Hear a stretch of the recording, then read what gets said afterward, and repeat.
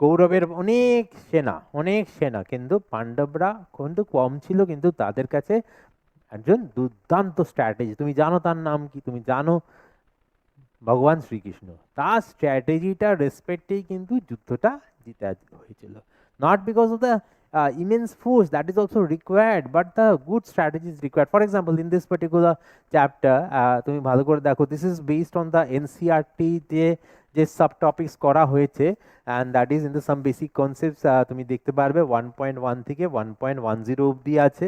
So this are the sub topics. আমরা 15 years আমি study করেছি এটা, অ্যান্ড 15 ইয়ার্স স্টাডি করার পর দেখো কি বেরিয়ে এসছে এখানে, যে এই দেখো 1.10, what is this particular topic, দেখো দ্যাট ইজ স্টয়চিওমেট্রি। So 1.10 কি আছে, that is stoichiometry, and you can find out that how many questions are there given, and that is 49 questions are coming in stoichiometry. In the 15 years, then 49 questions are coming in stoichiometry. তার মানে বুঝতে পারছো, মানে 15 years এ 49 মানে 3 থেকে 4টে question stoichiometry থেকে চলে আসছে।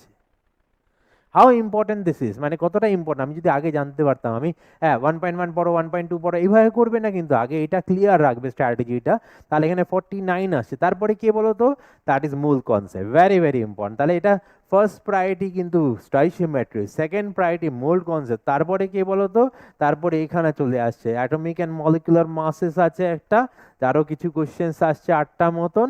তারপরে তোমার চলে আসছে যে 1.9% কম্পোজিশন আছে, তার চলে আসছে 9টা মতন। তার মানে তুমি দেখো এখানে ভালো করে দেখবে, দিস ভেরি ভেরি ইম্পর্টেন্ট। তুমি এই রিভিশন ক্লাসে যাচ্ছ, লাস্ট মোমেন্ট রিভিশনের জায়গায় যারা যাচ্ছ, বা শুরুতেও যারা পড়ছো, শুরুতে এই ভিডিওটা যারা দেখছো, তারা কিন্তু আগে ওয়ার্কআউটটা করে নেবে যে কি আসছে আমাদের, কোথা থেকে আসছে, আগে এই কটাকে আন্ডারলাইন করো, এই কটাতে ম্যাক্সিমাম ম্যাক্সিমাম প্র্যাকটিস করো।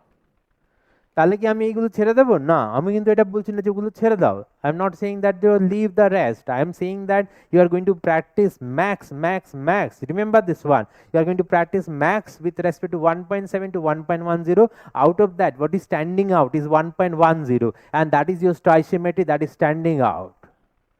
The next best is the মূল কনসেপ্ট। তো এরকম একটা জায়গা আছে, যদি আমরা এটা জানি তাহলে আমরা আমরা শুরু থেকে আমরা যেখানে বেশি আসবে সেখানে বেশি ফোকাস করবো।